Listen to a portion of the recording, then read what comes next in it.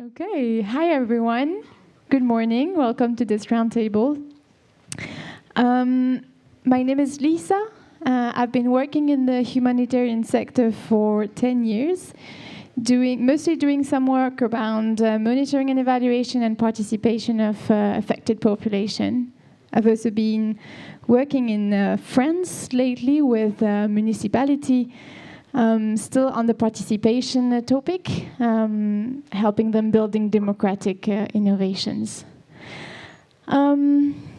So I guess we have all the people in the room who are not really into satellite imagery. Welcome! You also think, like us, that people matter also.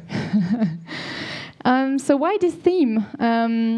So when we prepared this GeONG, it seemed very obvious to me that building a fairer and more responsible aid was also to be more participatory, to make sure that affected people could also be part of implementing aid.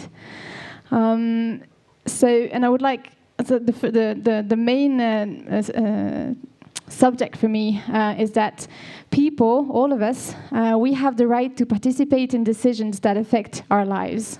I don't know if you're aware of this, but most human rights treaties explicitly recognize the essential role of participation.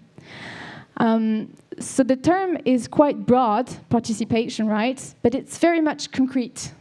It's about how was a decision taken, and basically, were you there? And if you were, what was your role?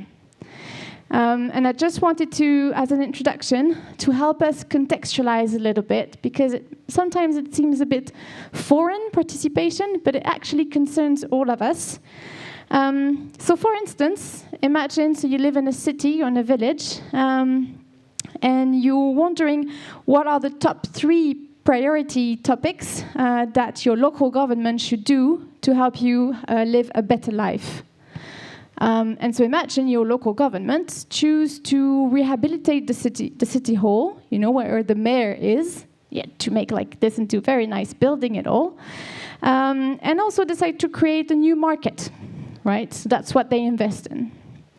When actually, what's important at this very moment in the city is that people have trouble accessing housing because it's very expensive, or I don't know, maybe there were displaced people who came in and the government actually chose to allocate new housing to these people.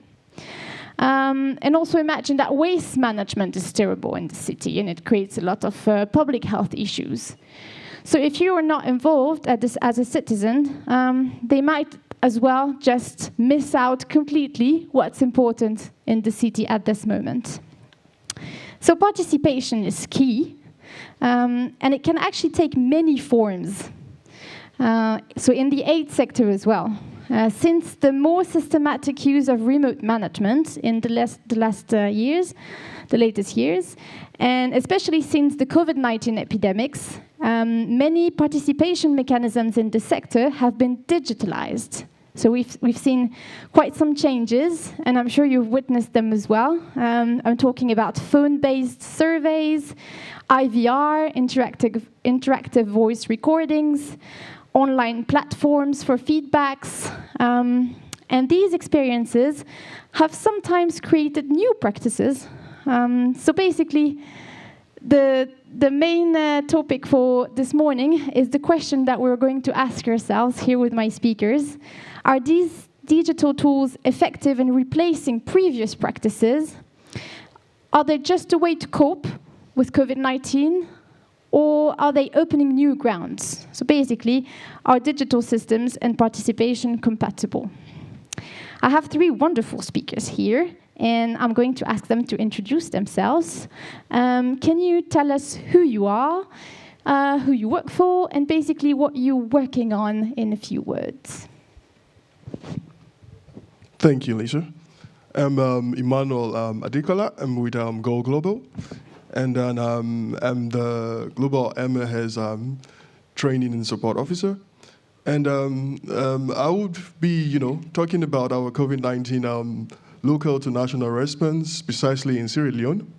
And we will be sharing with you how we were able to encourage participation or foster participation, right, from the local level to the national level. And then thereby actually addressing, COVID-19 challenges when the pandemic actually hit. And I won't be doing that alone. I will be doing that with my colleague from the Sierra Leone office, who is the meal coordinator, meal being monitoring, evaluation, accountability, and learning coordinator in our Sierra Leone office, Michael Brassi. Thank you. Thank you. Thank you. Hi, guys. My name is Nicolas. I'm the IM coordinator for Solidarité International in Beirut. That's in Lebanon. I've not been in the humanitarian world for long. It's been 1 year now. And I'm here because I'm going to present one of our IM digital tools, which is actually encouraging participation from our beneficiaries on the field in Lebanon, which is a chatbot, which we call the Solids chatbot. I will be doing this with George Zahem. He is our digital community responsible in Lebanon, which is actually a position that was created solely for the bot project. So he's the one that goes on the field, trains the beneficiaries, trains our staff into using the bot, and designs the content of the bot, obviously with the meal team and the program team. Thank you.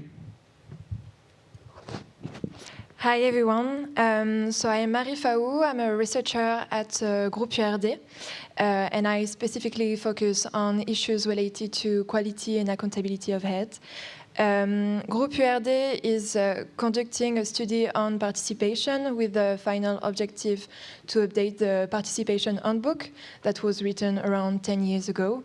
And as part of this study, we are conducting a literature review with the objective to try to see what was done, what was written on participation in the last 10 years, and trying to connect participation with different specific thematics. And one of them is new technologies, try to understand the link between participation and new technologies, hence my participation to this roundtable today. Perfect. Thank you very much. Before we start with Marie telling us a little bit about what we mean here about participation, if you want to participate in this survey, get your phones out, because I think the time frames are very quick every time. So here is one question for you. I'm going to be asking you guys this question now and another time at the end of the conference to see if you change your mind. And as a reminder, changing your mind is actually a sign of good mental health. So don't hesitate to do so. All right, here's the question. How much do you agree with the following sentence? Digital systems and participation are compatible. Do you think it's possible to be participatory from remote, basically, using digital systems? I'm one of the skepticals here, so you can also be one.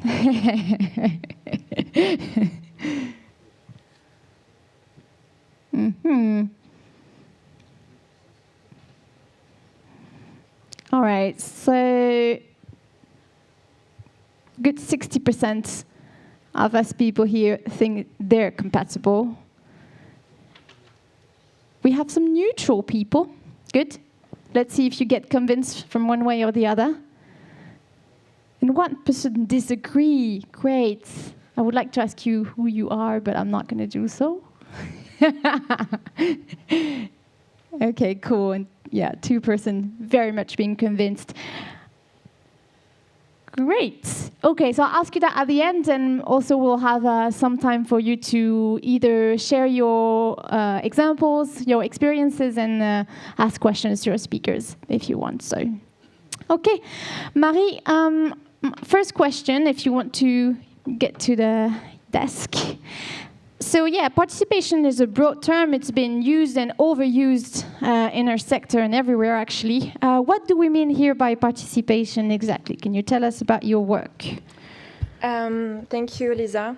I think that the question of the definition of participation is a difficult one. And it's actually one of the key questions we are trying to address through the study on participation.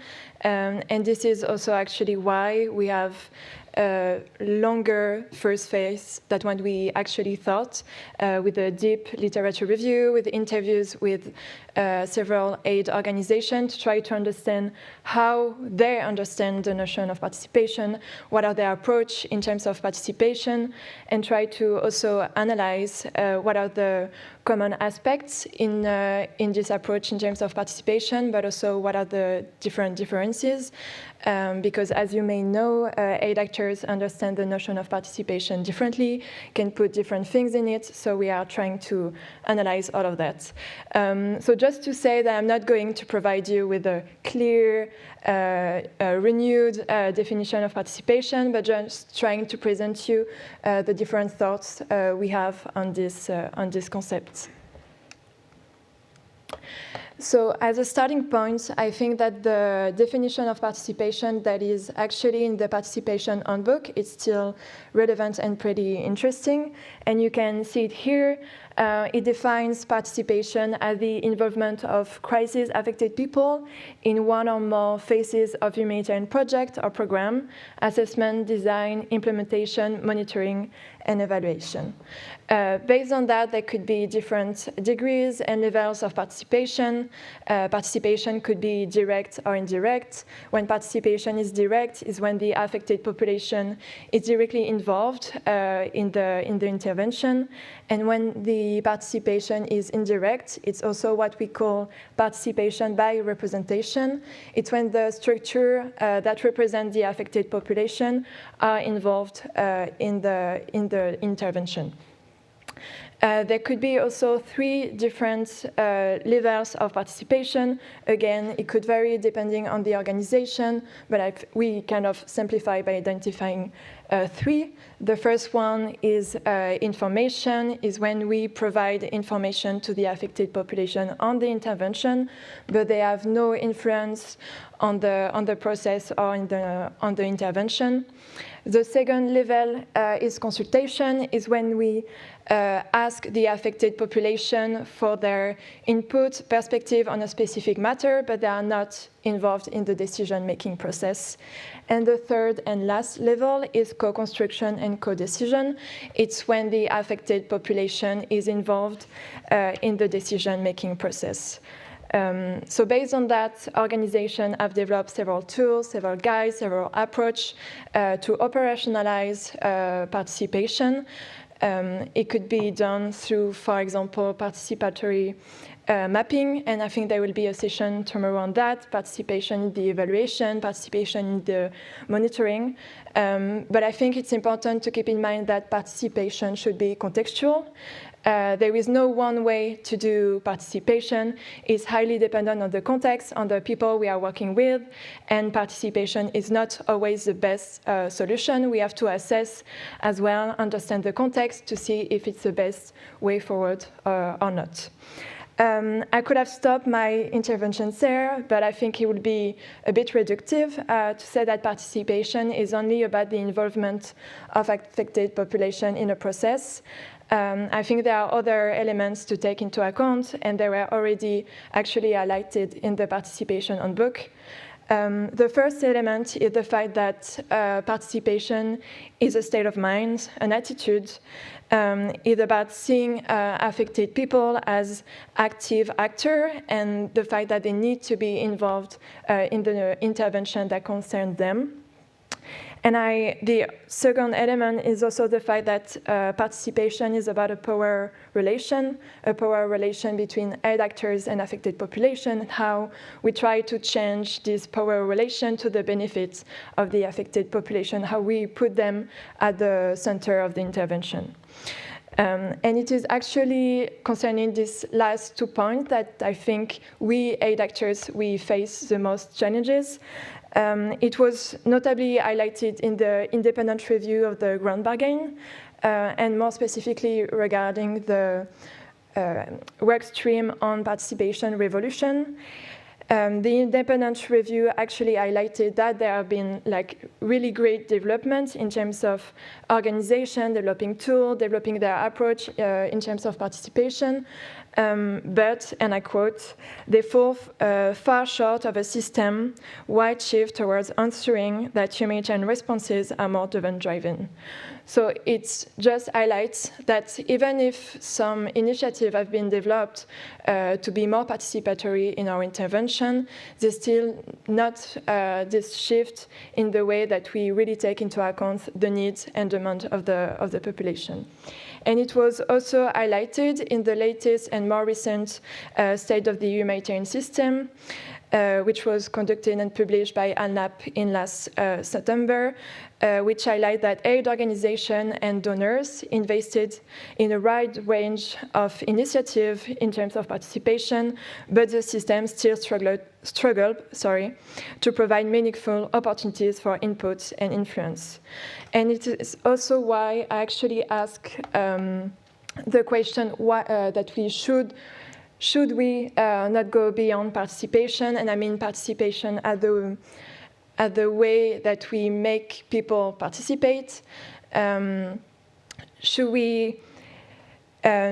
So it seems that most of our progress has been on making people participate, right? We have developed tools, but as the two reports that I've mentioned highlighted, that we don't really have this shift in the aid system yet, in terms of power relation, in terms of really taking into account the demands, the needs of the affected population. And I think that participation, when we just understand the term as it is, it's really focused on making people participate, and really on this kind of vertical approach where we allow, in a way, affected population to participate in our intervention, and we decide when, we decide how. And I think we should go beyond that. I'm not saying that all of these tools, all of these initiatives are wrong. I think it's a great great improvement, and we should continue in that direction. But I think it should not be the end line. I think we need to go beyond that and really think about not really how we create more opportunities, or not only how we create more opportunities for affected population to be more involved and more participate more in our intervention, but how we, aid actors, change our position, change our mindset, change our role in the aid system to let the opportunity, to let the space for local actors, local population, to play more an active role in the intervention that concern them. Thank you. Thank you very much, Marie. I like your point about our ideal being the meeting point between opening the space for people to participate and also people being empowered, like knowing that they can claim their rights, you know, and they have rights and they can claim them, basically. It's like the meeting point between empowerment and engagement and opening the space for people to participate. Okay, great. So it sets the scene for us. And my next question is for our four next speakers. So we've seen a lot of digital systems developed during the COVID-19 crisis, especially. Sometimes it was even developed before, right, in remote management in Syria or other contexts like this. But COVID-19 really had pushed the practices further. And so the two experiences that we wanted to present, after that, we'll open the floor for any other examples, experiences, and any other remarks. But to get inspired on this, we're going to ask, so first, Emmanuel and Michael from Go to tell us about their experience in Sierra Leone, if you want to get up to the desk. Yeah. So you've built a digital system that allowed to know about the COVID cases and any other type of information from the community all the way to you and your partners. How did you do so, and how did it work? Thank you so much, Lisa. I would actually, move on and then perhaps ask Michael to actually share with you, at least for a start, our experiences in Sierra Leone on this. The other way around. Okay. Yeah, right. Yeah.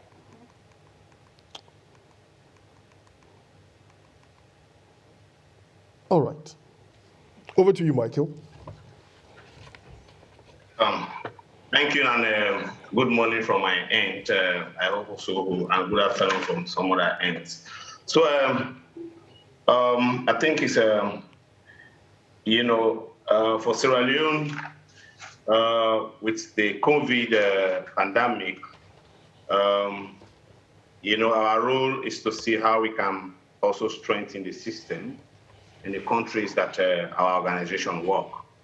And one challenge that we realized, when actually the COVID was at its peak, very scary for everybody, is, we realized that the Ministry of Health and Sanitation, who is actually the primary lead, we are really, really challenged in terms of, gathering information across the various countries.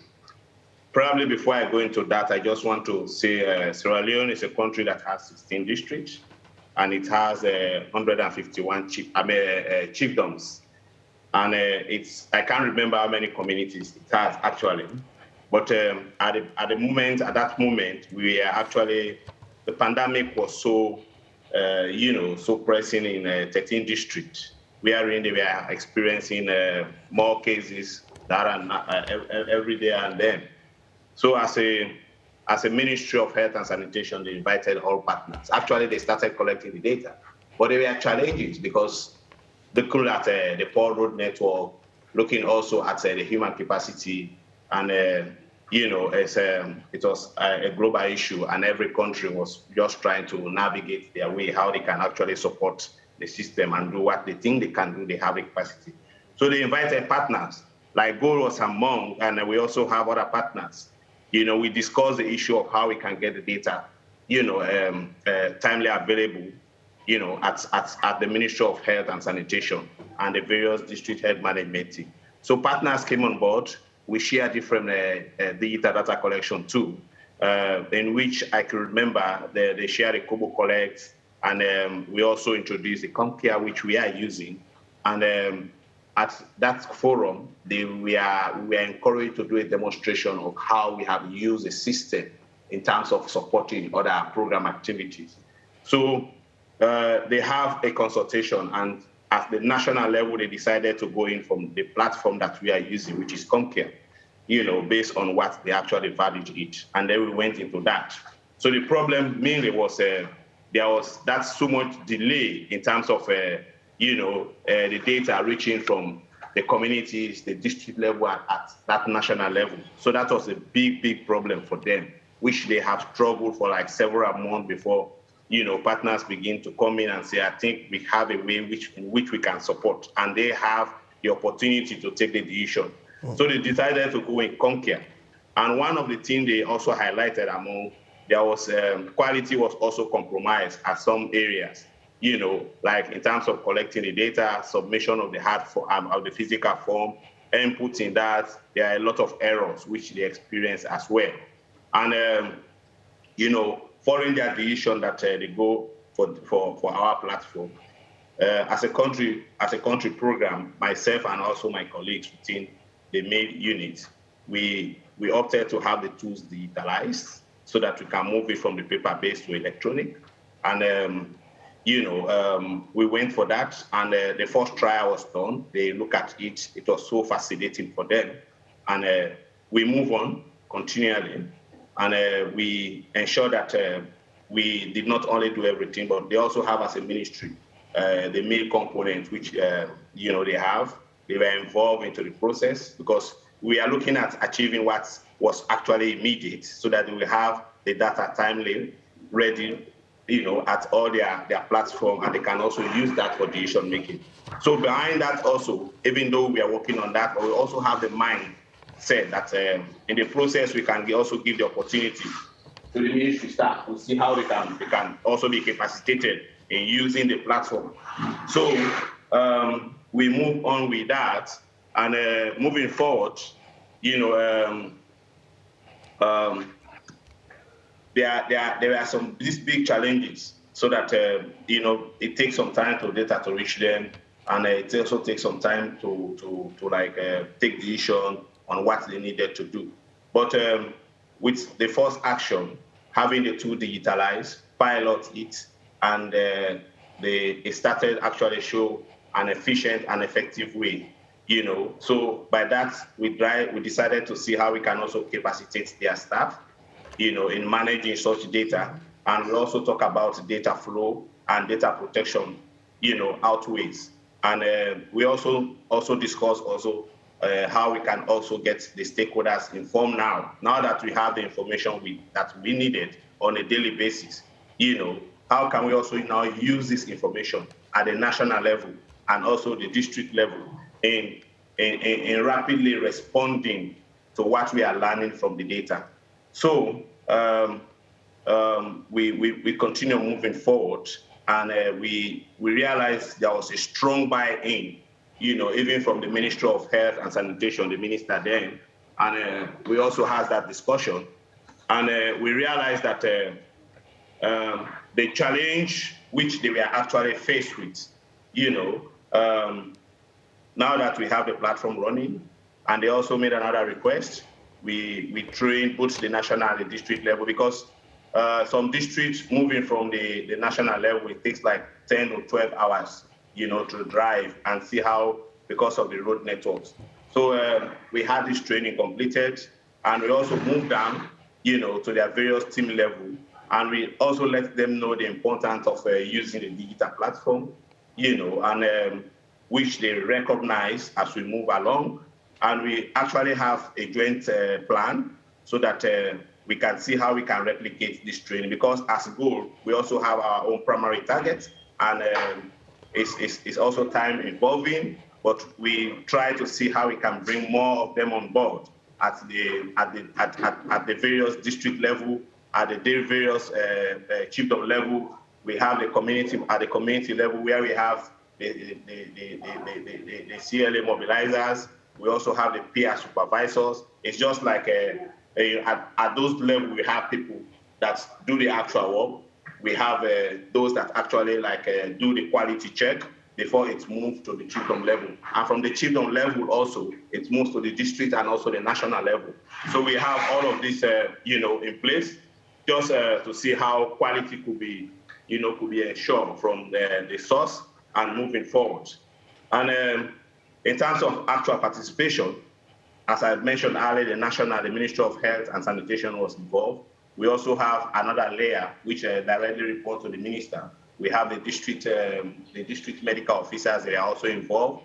We have the GO staff, who are actually, those who are specifically working on health components. And we also have the national COVID-19 emergency response, commonly known as NACOVAC.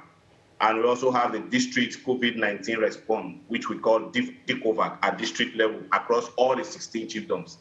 And this key national, the NACOVAC chairman, the district level chairman, unfortunately for us, most of them are computer literate. They were also taken through how to drill the dashboard. And, we also conducted a step-down training for 1,930 community mobilizers. One is to how they can use the phone, the device itself, in terms of submitting the data. We also have the peer supervisors. They were trained, and for them to be seen for them to be doing some quality check at their own level within the chiefdoms before probably they can submit the data. And one thing we realized as part of the outcome for our participation, into this national effort, we realized, and this was actually mentioned by even the NACOVAC director, they realized that they are not receiving accurate and complete data sets on a real-time basis. And they also use that in terms of responding back, because there are a lot of rumors, about even when we have the vaccine trial, which was ongoing, people were thinking, at those levels that, if you take the vaccine, it also has some other effects. So all of this we are discussed at that level.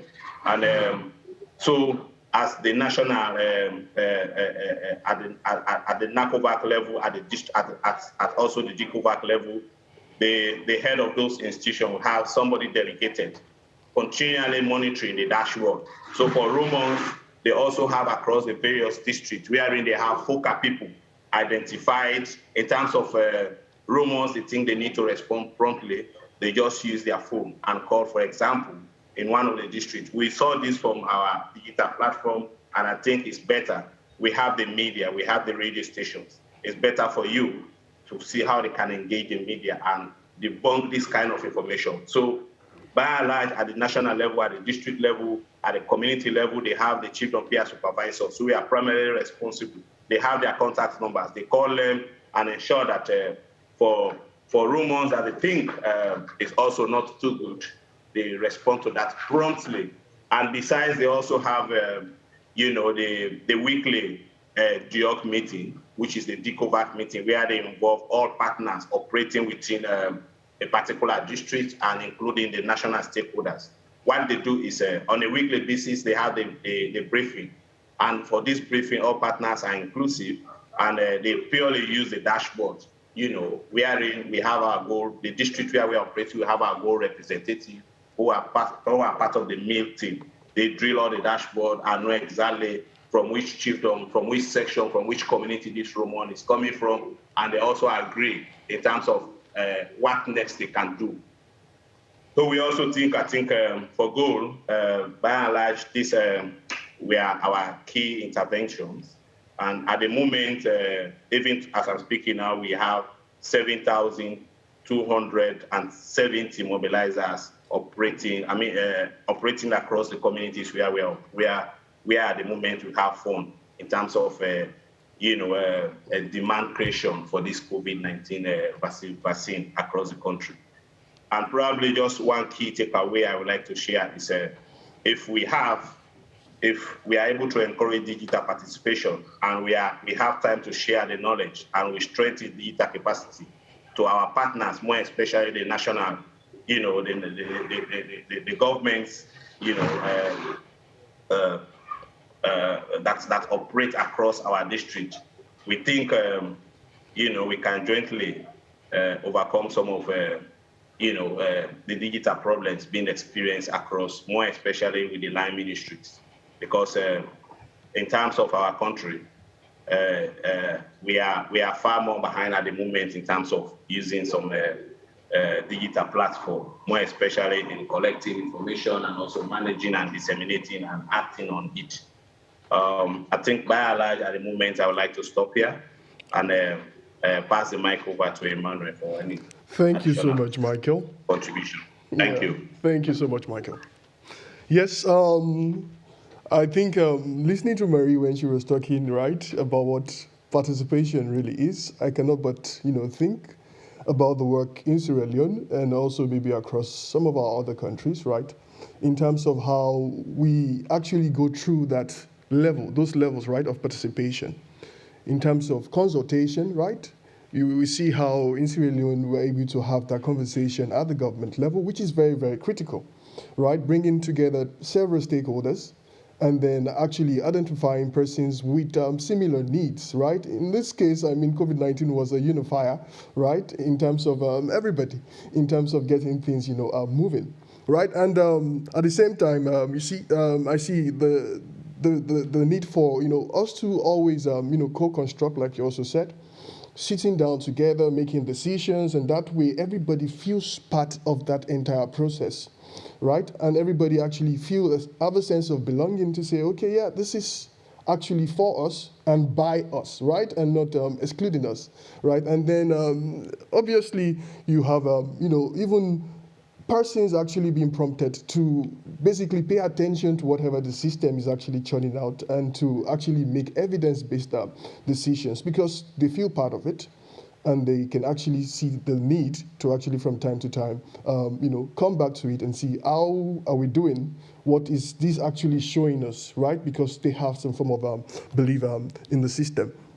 So yeah, so to maybe, again, try to, bring this to fore a bit, right? When we are looking at platforms, looking at solutions, right? I'm always of the opinion, right, to actually keep things within familiar context, right? Within familiar frameworks, right?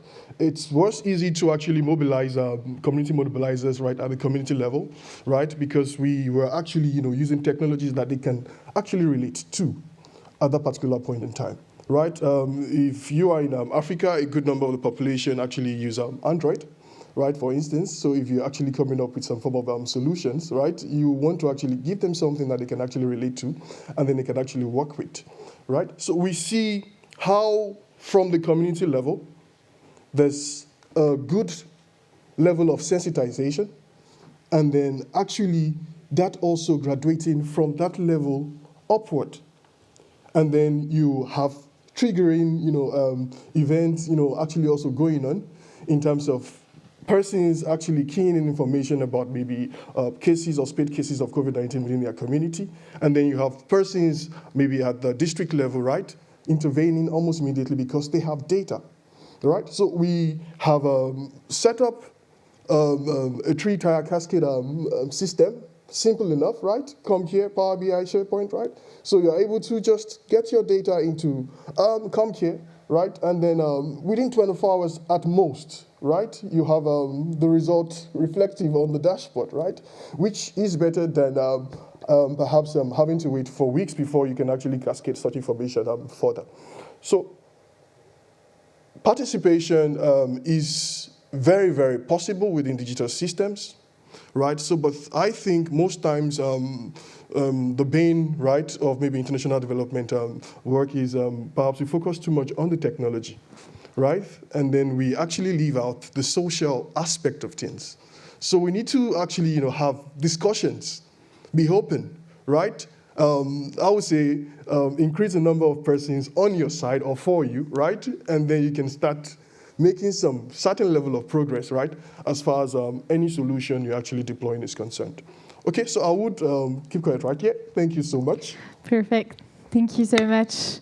Thank you, Manuel. Thank you, Michael. When we were preparing this roundtable, it was a little bit about Emmanuel and the other speakers to convince me that yes, it is compatible. And when you said, or Michael said, 7,000 mobilizers trained in the community and getting data to get up to the national level, I'm like, okay. Paper couldn't do that. So yeah, thank you very much for this inspiring example. We're going to move to the Middle East, if you want to get to the desk, Nicolas. Not so far away, right? Because if I'm not mistaken, the chatbot that you're going to present to us was also developed during COVID-19 crisis or right before that, but you're going to tell us that. So yeah, moving to that many Syrian refugee camps, if you're familiar with the Lebanon context, not being able to go there anymore with COVID-19 and having these activities going on, what did you guys do? What did we do? Oh, this changed. Right, so the SolidBot, as you said, Lisa, thank you, was developed during the COVID crisis, which happened, as you all know, in the 2020. And the challenge was that we could not get anymore to the field as easily as we used to. And we only have one hotline in Lebanon. We're not such a big organization, and the hotline cannot answer all the people's needs. It is very costly, actually, for refugees to call it. And it has working hours, right? So it's Monday to Friday, 8 to 5.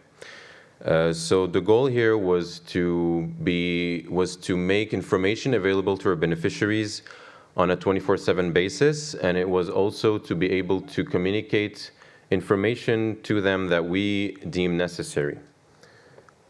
So okay, so what is the SolidBot? So before anybody asks, SOLIS stands for Solidarité Information System. It's not super inventive, but I think it's a nice sounding. It's a WhatsApp chatbot. So why WhatsApp? 94% of Syrian refugees in Lebanon own a smartphone. 80% use WhatsApp to communicate with the loved ones abroad that made it to Europe or to the States or that stayed in Syria or are in Turkey in difficult conditions.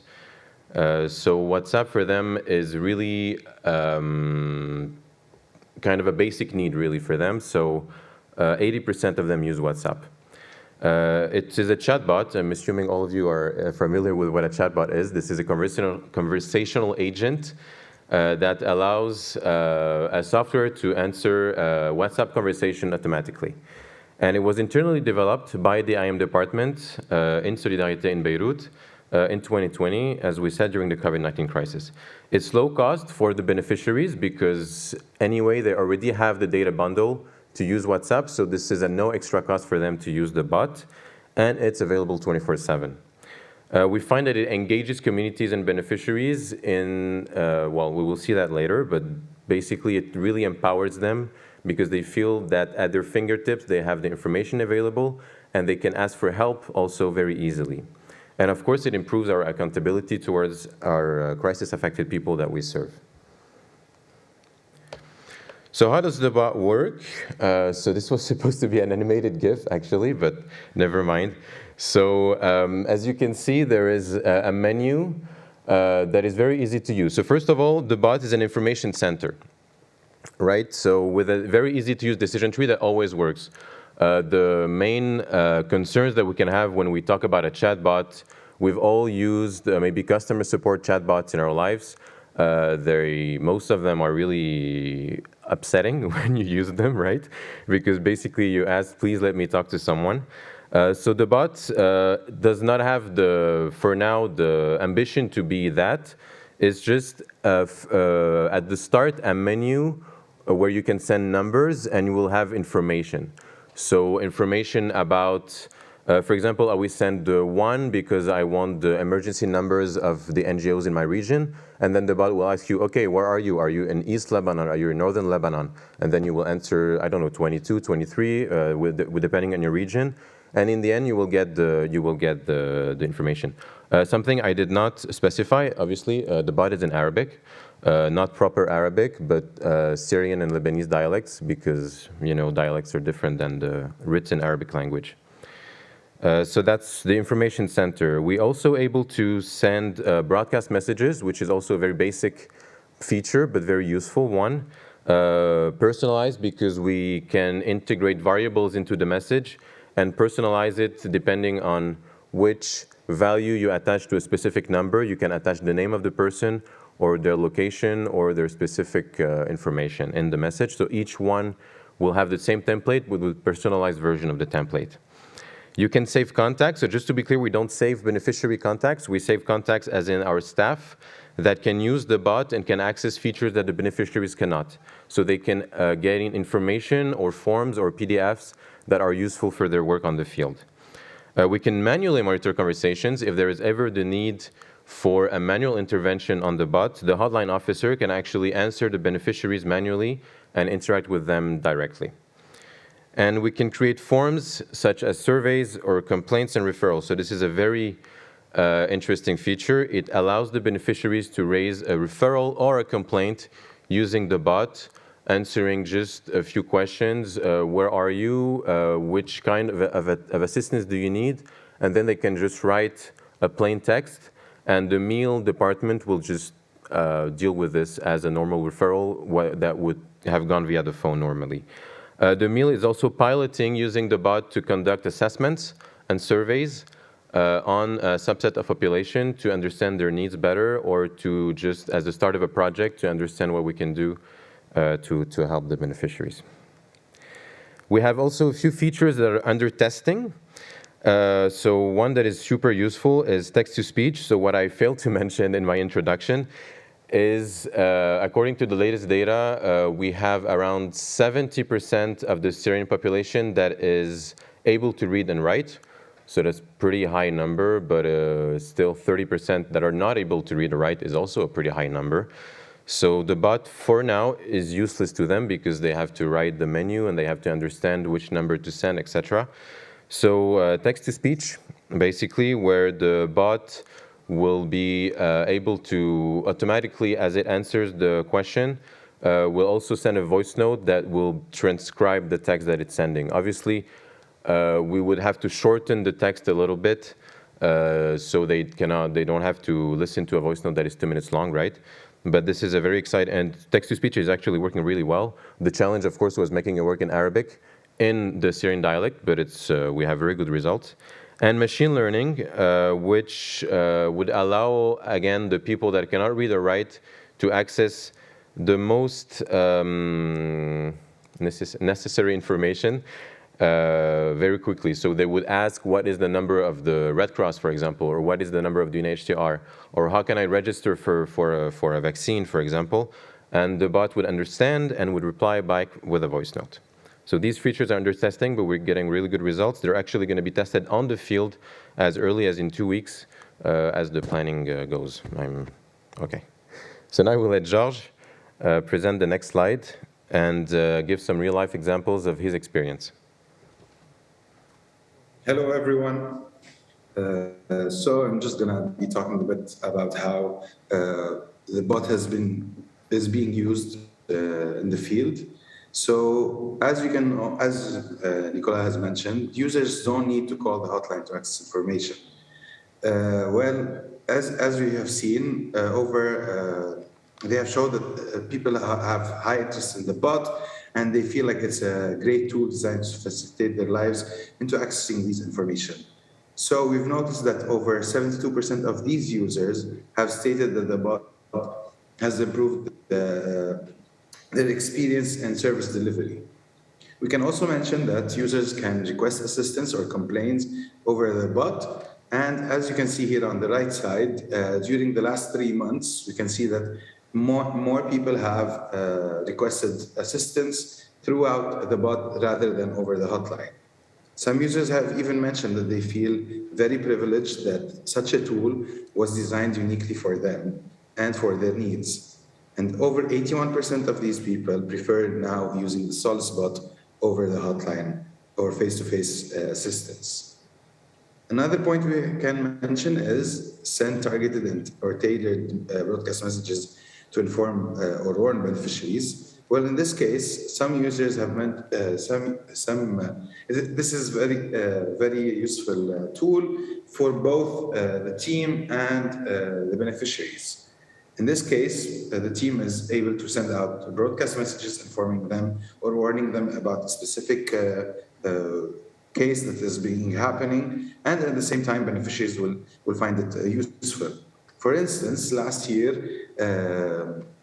a group of people attempted a fraud case in the field where they used to go down to the field and try to discuss with people as if they were part of Solidarité Internationale. And we managed to send out a broadcast to over 10,000 people within a couple of hours, informing everyone to watch out of these fraud cases. And a new tool that is being used on the bot is the monitoring tool, where we can the team is able to monitor project activities such as water tracking. So in this way, we have given a voice not just for the team to give out, to specify what is happening in the field, but also as beneficiaries, they are able to tell us what is happening in the field, express themselves, and with complete anonymity. So for instance, if they have any issues happening in the field and we as a team don't know about, they can just write it down on their WhatsApp bot, and we will have it on our site, read it on our site. Last but not least, so data collection for projects can be done through the surveys. Surveys have helped us reach out so many people, obtaining all of their opinions in a very fast and easy way.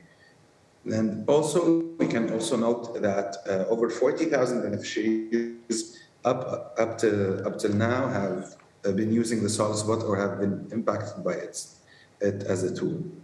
Thank you. Thank you. Just one last thing that I forgot to mention. The bot has not reduced our staff in any way, so it's really an add-on to the work we're already doing. We don't see it as replacing any real people on the field, just in case you were wondering. And also because of the digital gap of people that cannot use the bot, people are still going on the field, and the hotline is still very much active. Thank you. Thank you so much, Nicolas. And George.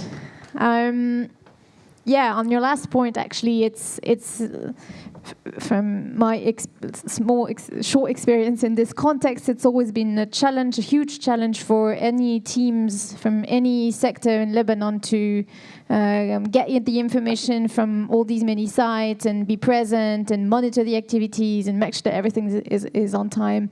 So I'm personally quite impressed that you guys have that tool now and seeing how it works. Thank you so much. We're going to open the floor for any other examples, any other experiences that you would like to share that are on any level of participation, because as Marie was mentioning, all these 3 levels are being participatory. They all are necessary. Information is as important as any other, for instance, like these experiences actually show us. Do you have any other experiences? Do you have any questions for our speakers? So if you're in the room, just raise your hands, and we have people passing mics around.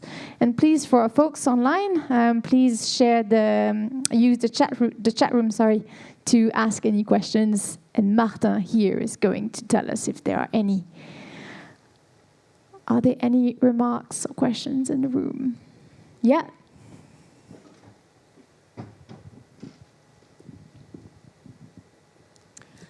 Hello, this is Maya Bott from KfW. I have a question actually to all of you. Do you have recommendations what we can do as a donors to support participation approaches? Because I have been trying a lot as a portfolio manager to include participative aspects into our programming, starting from the project design, during implementation, until final evaluation of the projects. But I always face the problem that we have here a top-down approach, and then the bottom. How can we support the bottom up, or basically the approach of getting really to the needs of the people we are trying to serve? And I find it such a pity that there are so wonderful projects and approaches, and it is so fiendishly difficult to finance them. So any recommendations from your side are very appreciated. Thank you very much for this question. Any of you want to start on this one?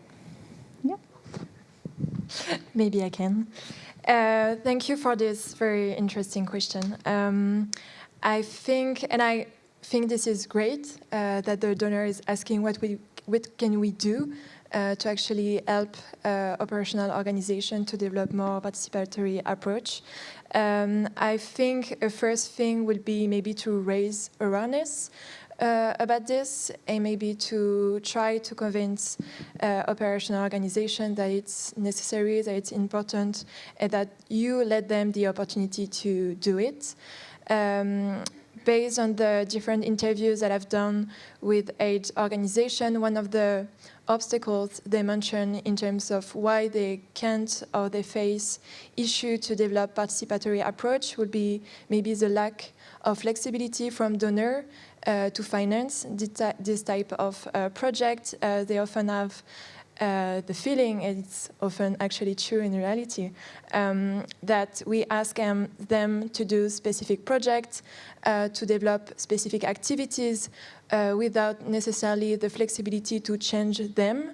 If based on the conversation they could have with community, the direction taken for this activity, this project could change.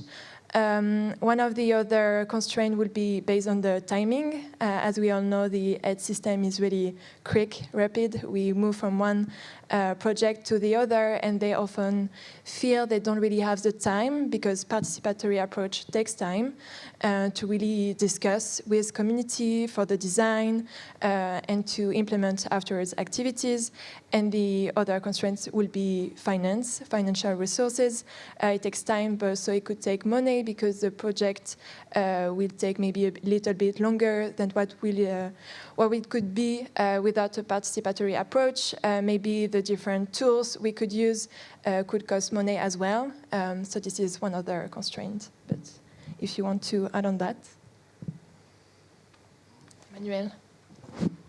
Yeah, so just thinking about that, yes, most likely, finding a way to operationalize this is a different discussion. We might need to actually do more. I mean, now from the donor aspect, right, in terms of maybe even, right, taking on some responsibilities as to getting to interact better, right, with communities before coming out with our cool request for proposals, right? We have like maybe a sit down, right, internally talk about it, and then go out, right? Maybe town hall meetings, right?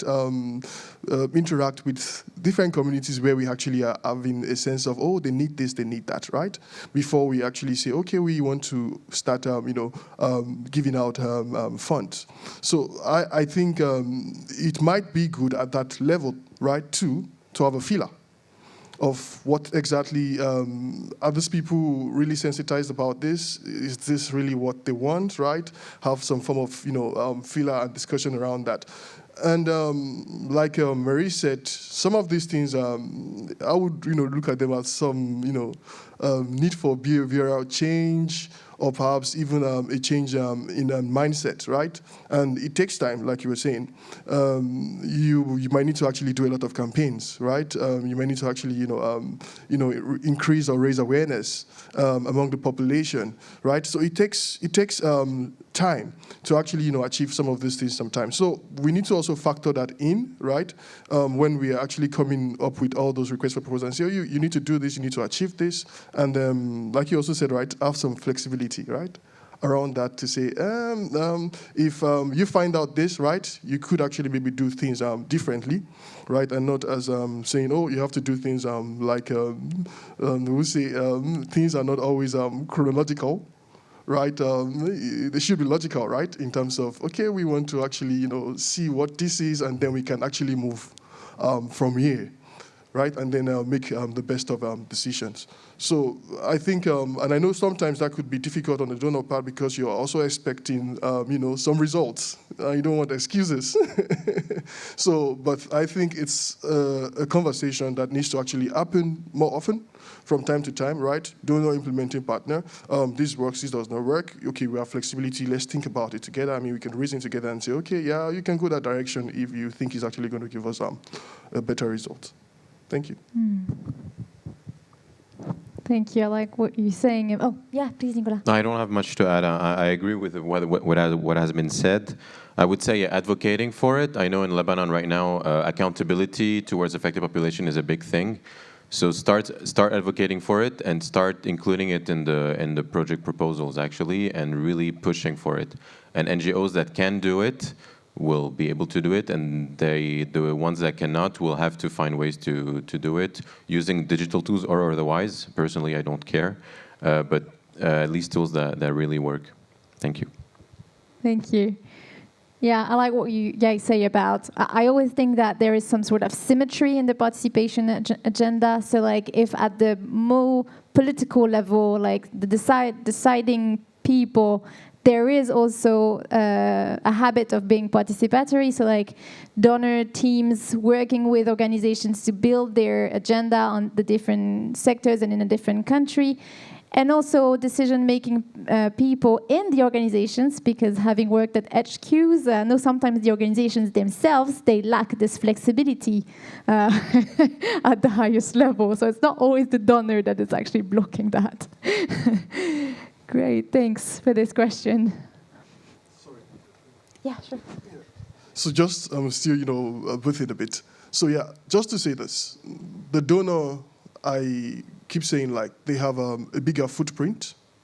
What I mean by that is bigger influence, right? As donors can actually open door faster than implementing partners in terms of maybe accessing government, right? And sometimes it might just be, a conversation with government that actually can open the door, right? Or at least open some doors, right? That actually, opens more doors, right, to better participation among the populace, right? Because when they see value in it, right, then they can actually open up their systems to you, right? And then you can actually start penetrating the populace better. So yeah, so some of these conversations too, I think it's not just enough for maybe donors to actually say, implementing partner, we've given you the fund, solve the problem, right? So, but to also have, that conversation at that level, like you're saying, politically, and then opening those for things to actually work better. Yeah, thank you.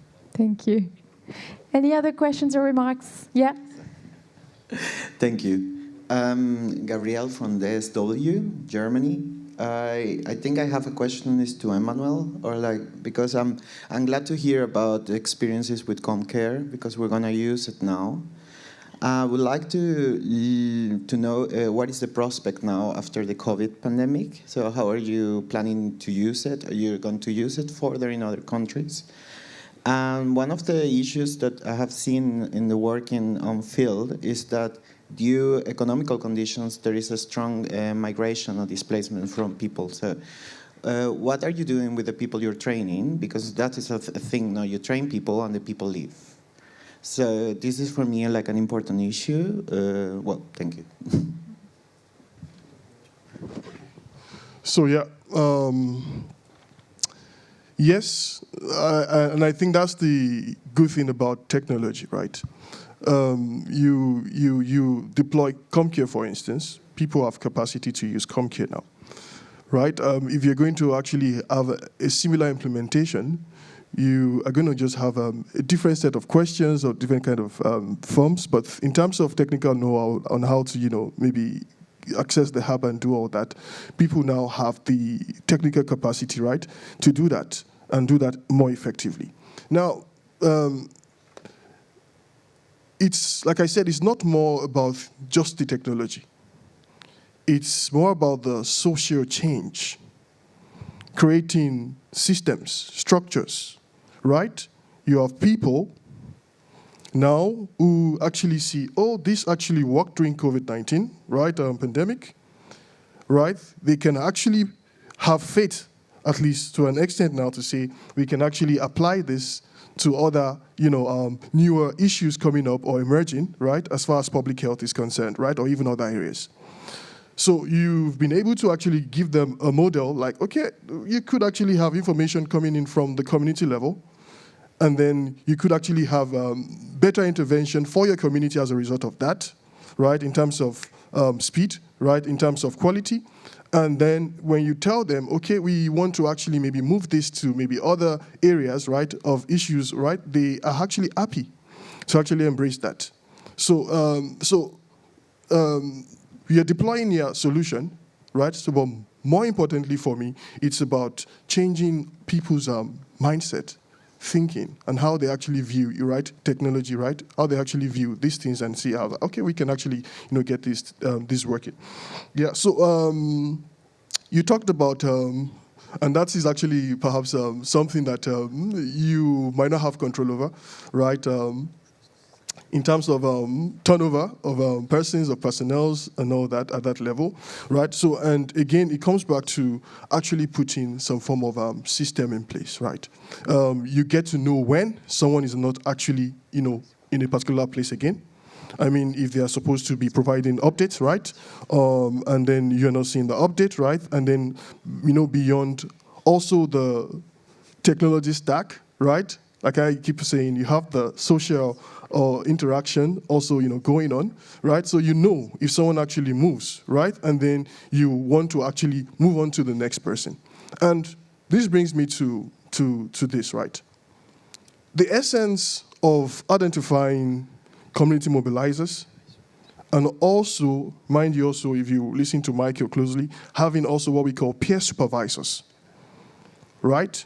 Is in a bid to actually increase the number of champions, in quote, right, within communities, spread the energy, get people to start talking more about it, right, and then start paying more attention to things they need to pay attention to. right? So this simply means like it's not just you training one person, but you are actually creating influence at that community level. And that simply means if someone decides to pull out, right, or decides to move, they know the importance of this to the community, right? Definitely they would also be able to say, okay, I've been able to actually identify someone with similar passion, right, and understanding of what we're trying to achieve, and then they can actually recommend. So participation, like I keep saying, right, is more social, right, than just tech, right, in terms of actually creating the needed changes around things. Thank you. Thanks. I hope I answered your question, though. Yeah, probably I can do some addition to that. Okay. Please, yes, Michael. Okay, with regards to the question, I think one of the visions we had as an organization strengthening the line ministry, specifically Ministry of Health, was having built, strengthening the capacity in terms of using the technology. But from our backdrop, we're also thinking, how could this be sustained? So one thing we thought about and we discussed from the Deputy Minister of Health and also the District Health Management team, training the mobilizers are very good, but we think at this moment we need many hands on deck in terms of fighting out the COVID-19. But what we guided was to see how, because we knew, as some of us who are rural unions, before the COVID, within the Ministry of Health and Sanitation, more especially the public health, there is a structure called the community health care workers. These are not clinical staff, but they are just there being used in terms of engaging the community. So it's at the moment of having these mobilizers, we encourage the ministry to see if this set of people can be used so that after the COVID, with all the capacity built, they still have the internal capacity in terms of using, the app for any other, outbreak or any other health concerns that they might need. And when I talk about the peer supervisors, these are peer supervisors who have been there before COVID, and they are still there. And we think even after COVID, the ministry can also be using them moving forward. Now with our support, we think they now have some capacity moving behind. And the advantageous side of it using this community, these community mobilizers, in another word is community healthcare workers, because it's not just about collecting the information. But when we talk about participation, we also need people who can go back to the community and engage them about, need for information. And also, besides the data, because once we have this weekly briefing, we have the peer supervisors present. The peer supervisors present also share, what is exactly the real-time situation from those communities, because they have the community mobilizers who report to the chiefdom peer supervisor. Because we might not have the capacity of bringing all the community mobilizers, because they are also important to be in those communities, continue their routine work. Yeah. But we have the peer supervisors who do attend these meetings. And these peer supervisors, they attend this meeting, they bring us the lifetime information, happening from the field, and they also advise the technical people within the Ministry of Health and Sanitation at the district level. How do they think they can also respond, to those emerging concerns from the field? So we believe folks here, they like to talk a lot. Structure existing before COVID and before our support, and we believe this structure might continue also, even after COVID. Yeah. So it's just a matter of now the capacity has been strengthened to some level. Thank you, Michael. Thank you. Sorry, just for this. Players. I don't know if you can hear me. Can you hear me? Hello? Yeah, thank you so much, Michael. That's super useful, actually. I'm just cutting you short. I'm really sorry about this because our time is limited. So I just wanted to take another question. Thank you so much. Actually, it's very important what you guys are saying, because a lot of the time we think participation in terms of community participation, but what you're saying is that part of your response was to co-own the response with the line ministry and to build a sustainable system in this sense. So thank you so much for bringing that Michael and Emmanuel. Thank you. I know there is a question from the chat that I wanted to take. Yeah. I think, yeah, Mike is... Yes, thank you. So a question from an online participant. How can we ensure that digital communication channels are inclusive and culturally sensitive? Is there any experience of identifying specific groups left out of these channels? On the other hand, is there any evidence that this can help develop youth participation? Good question. I think, I don't know, maybe Nicolas, you have something on that? Hey, thank you for the question. It's not an easy one. I mean, you will always have people that are not, that will not be able to use the channels we decided to use, right? So with the bot, for example, we really try to include as many people as possible. But again, we have 20% of people who do not use WhatsApp. We have people that are illiterate. And I mean, we're trying to help with this with the text-to-speech and with the machine learning, but it's I don't know if there is one solution. Should you diversify your solutions? Should you try to improve your one solution so that it can include as many people as possible? Is it worth it? I mean, obviously, it's always worth it to use, to help people that are in need and that are marginalized. But is it worth it to develop a solution that will be specifically developed for 3%, 4%, 5% of your beneficiaries? So these are real questions that I think, honestly, I don't have an answer to. Again, the bot is an add-on on what we're already doing. It's not replacing anything. So it's a big help for, again, 70%, let's say, of our beneficiaries, and we think that's great already. Of course, to find such solutions, you should talk to the communities, you should talk to the people that go on the field, you should talk to the field staff, you should not talk to management or HQ, and you just have to conduct assessments, right, and to find solutions. There are always solutions, and then you can decide whether you implement them or not, and how easily you can implement them, and how much it costs, and then so on and so on. But yeah, just, it's a field work for me. Well, just to say, for us as an organization, right, because we actually, cherish so much community feedback, right? Because it's not just one-way programming. You want to actually elicit feedback from the community. So we try as much as possible, like you're saying, have like digital solutions to get feedback, but at the same time, still maintain the traditional methods, right? So we have like boxes in communities, right? Where persons can actually, put in, but that's at the same time too for persons who can read and write.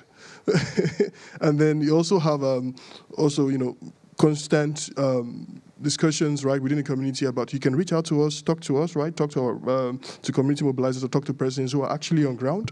So actually, tell them if you have any, difficulties, right? Or you have any issues with how the program is being run and all that, because this is very, very, very, important so that we can start looking at what needs to be addressed. And then we have, mechanisms internally, right, to actually cascade that information, right, to the needed persons to actually take necessary action. So yes, yeah, there are some things, and I will keep saying that, right, maybe in quote, right, that maybe tech solutions, right, might actually not adequately cover, right? So, but at the same time, it's always, better than not having it at all, and that's what I would say. Thank you. We'll question that one, right? Yeah, maybe we'll take one last question. Oh, two last questions. Oh, all right, thank you. Manuel Opio is my name. I work for Goal, Information Systems, Uganda.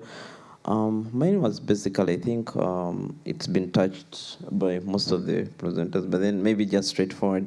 As developers or as the tech community, sometimes you develop solutions, but then I was wondering, how do we handle the buy-in from the management? Sometimes you come up with a solution, or you come up with a digitized system, but then how how, maybe from just 1 or 2 minutes, how do they buy in from the management sometimes? Yeah. Great. How we get management to actually follow us on these participatory initiatives. $1 million question. Yeah, that's really one of the hardest part, I think. It's been a challenge for the IM department in Beirut to get the buy-in from the management. It really depends. And with the turnover, especially from expats, especially, and currently in international NGOs, mostly expats have management positions. So there is a big turnover in management positions. And for the digital tools that we're using, I think this is a really a challenge. Because once you gain the buy-in of someone, I mean, Fix can testify to that. You can work for a month to get a buy-in for someone, and then this person will be replaced, and you will lose all that work. What they want to see is results. I think results, good results. Normally, I mean, if it's bad results, they will not work. And if the buy-in also comes from the team on the field, if the field team is convinced, then you have a case. So you really have to, develop good tools, actually. And this is actually one of the advantages of this challenge, is that you really have to work hard to develop good tools that work on the field, that work for the beneficiaries, and you can show the results, because management will usually be against change, and they will challenge you a lot on that. Yeah, if you have someone with a good vision of how aid can be different, right, that helps. That's very enabling, I would say. I don't know if it's even possible if you don't have that, actually. Actually, this is something maybe Groupe URD also you can testify on, right? How the culture needs to change in the overall sector, as of like what aid should look like. Yes, and this is what I was talking about when I was asking, should we go beyond participation? That is not only just about making affected population participate in our intervention, but it's also, as Emmanuel also said, a state of mind, a mindset about how we perceive affected population and how we work with them, how we place them in the intervention we developed. And I think there have been some progress, but we are not there yet, and there are still some developments we need to make in that direction. Thank you. Yeah, please, another question. Good morning, my name is Claudia Cárdenas.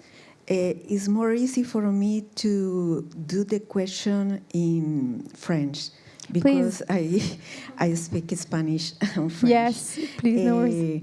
Okay. Je travaille dans toute l'Amérique latine depuis 25 ans dans la gestion de risques de désastres et dans le changement climatique. Et une question qui est très importante pour nous, c'est la durabilité des solutions.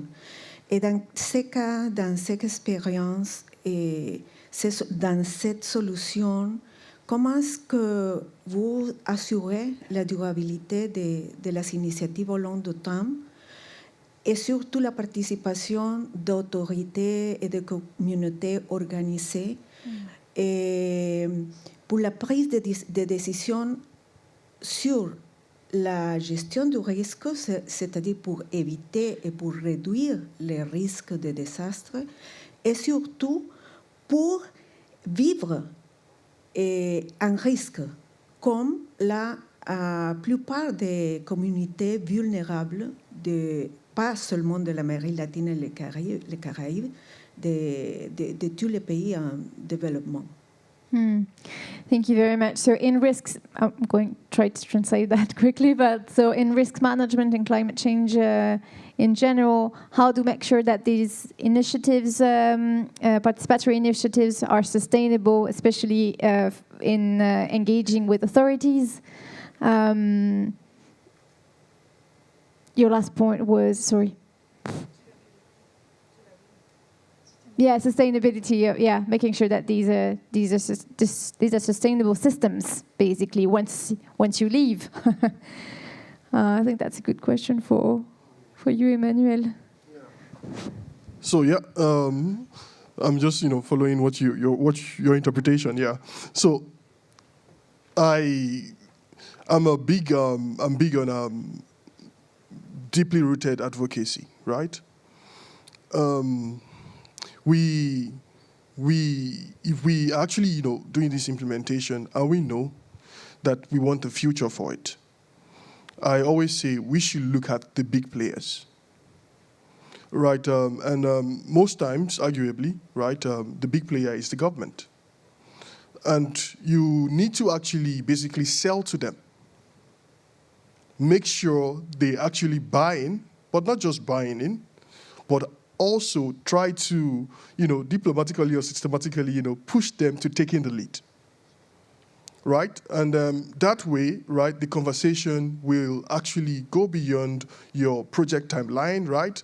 They would continue, right, doing things. So focus on building system, building processes, right, and then actually, putting the bulk, let me put it that way, right, on the key player, right?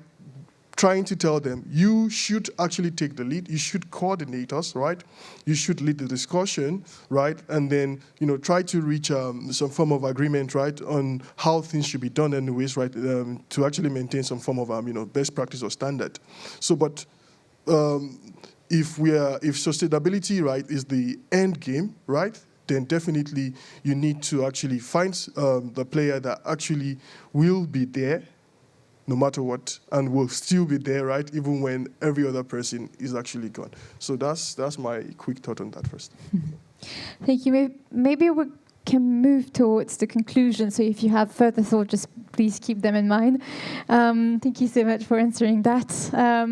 And we wanted actually, so first to ask you the question again, if you want to put up the WooClap survey. So now that you've been hearing about all this, have you changed your mind in one way or the other?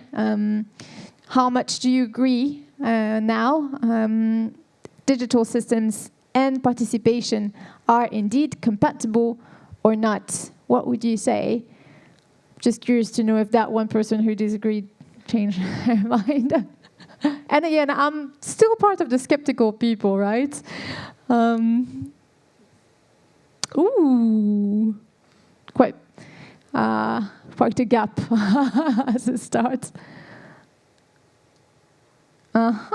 Interesting.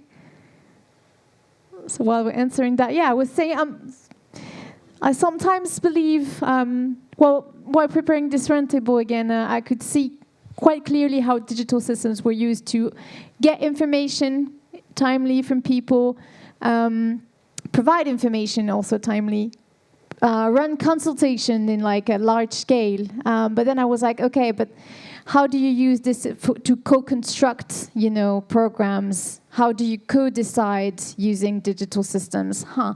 And I'm always a little bit skeptical on that point. But then again, I think talking with Emmanuel, with this like co-owning of the COVID response with the Line Ministry, that was a good example of that. All right, so before I ask my speakers to give the final answer to that question, let's look at the results. Okay, 3 people disagreeing now. Any of you wants to share by any chance? Yeah? Over there.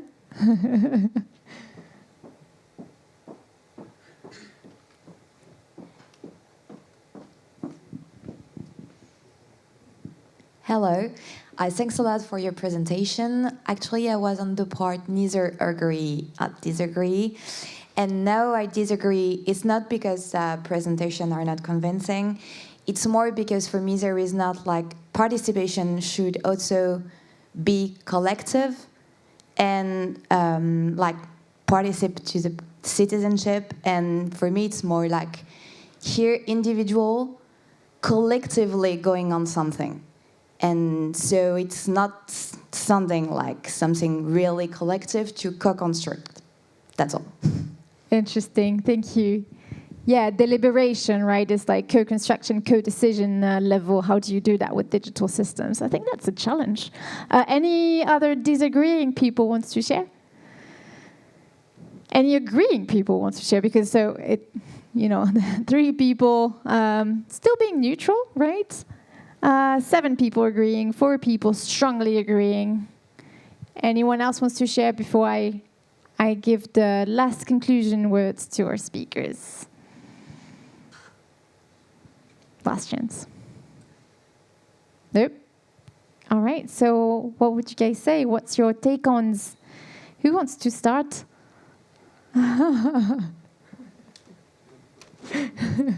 Thanks. I'll try to do that. So my answer is yes. I don't really have a choice to do it, do I?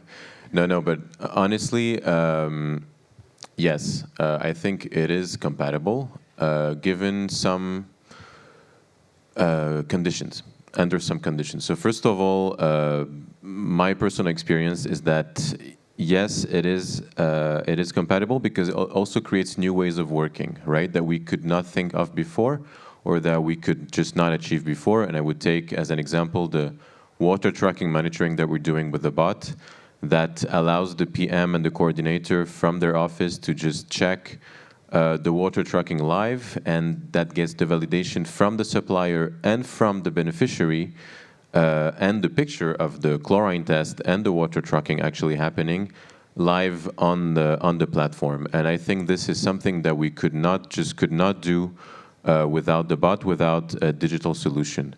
So it just creates new ways of interacting with the crisis-affected people, and it creates new way for them to also engage with us directly. I think it's also empowering for them to have such tools at their disposal, because they don't have to wait until a field visit, they don't have to wait until the hotline answers, and they just can at any time feel that they have influence over what we're doing and the activities we're conducting. But I would say also that this is it would work in the best way, as was described by the audience and by Emmanuel and Marie, when creating actual community engagement with the beneficiaries and make sure that this is sustainable and that it will remain after we leave, or will remain after, even if some beneficiaries move. That's maybe what I think we've achieved that at some point with the bot, but it's for sure the next challenge for us is to make sure that this will be sustainable and that the community is really engaged into that, and it's just not 3 or 4 individuals in a camp that would count 20, 25 people that will use the bot, and it will be like a community phenomenon. Thank you.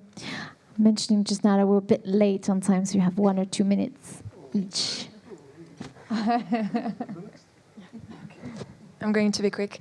Maybe just to say that maybe I have a more nuanced approach towards this question. I think digital systems and technologies in general can help to have more participatory approach. And I think the example that Emmanuel and Nicolas presented were just great example to show how it could be a great opportunity to engage with the population. But my limits, and I think I have the same as Lisa point of view on that, is about when we go, I think it's great in terms of sharing information and having information from the population, but when we go to the level of co-construction, co-decision, I think it's more difficult, and maybe we need to think more about that, how digital systems can contribute to that, but I think we are not there yet. And one of my other limits is actually related to the limits of technologies in general. We did not really mention it, but there is digital gap. Not everyone have access to technologies. There are issues around data protection. I think we talked a lot about it yesterday. The risk of harming people or making them more vulnerable by using technologies, and I think we need to keep that in mind when we use them, and especially when we are developing participatory approach. Thank you so much. Yeah, digital systems are only a mean to a goal, right? Like we were saying yesterday. Emmanuel, what's your take? Yeah, so I would just, quickly do a brief one, right? Recap. So yeah, I know it's a big question, And the fact is, some things actually needs to happen, and I would try to emphasize those in terms of you need to spend time on advocacy. You need to actually, spend time thinking about how to mobilize the community. You need to think about also social mobilization, right? Beyond just community level mobilization, right? In terms of targeting the general populace, right? You need to think about stakeholders' engagement, right? Bringing together partners with similar passions to talk about it, and then to actually think about what are the challenges we are all faced with and try to address them when you're actually coming up with your digital systems. Right, so we need to actually, have a lot of discussions like that. We need to manage information, right? Rumors, some little things could be said, right? And then it jeopardizes the entire program, or perhaps the purpose of you actually deploying the tool in the first place. So you need to, think about all this as a holistic process. And just to say that, yeah, there are persons who are digitally disenfranchised, and we're talking about, right, participation, digital systems right now. So, but when Marie was actually, talking initially, you mentioned direct, indirect participation, right? And I would say when you have some form of direct implementation, there's always ripple effect, right? For instance, for persons within communities who are actually contributing to the system, right? And they actually having information about who and who is being affected within the population. They serve as also, sort of a bridge, right?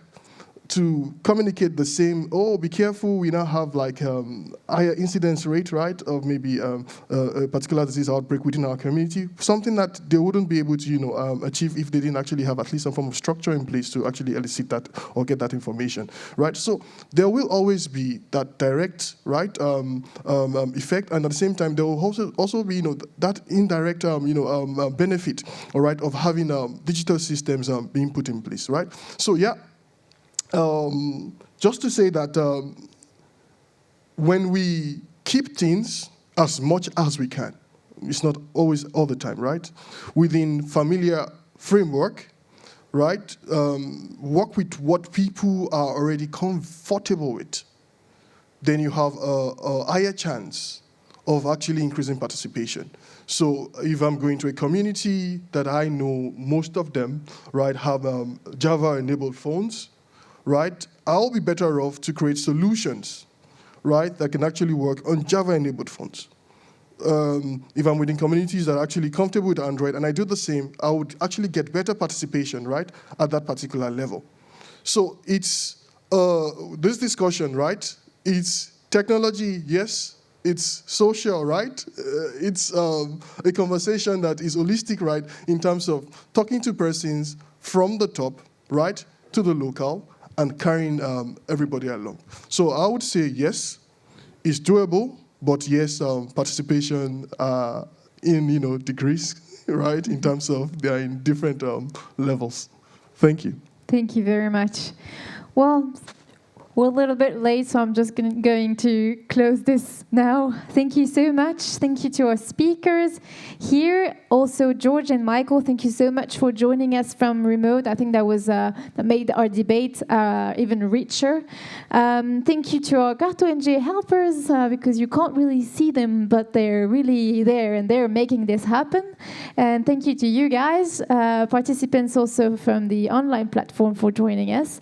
And have a great conference, and happy to continue this debate outside this room.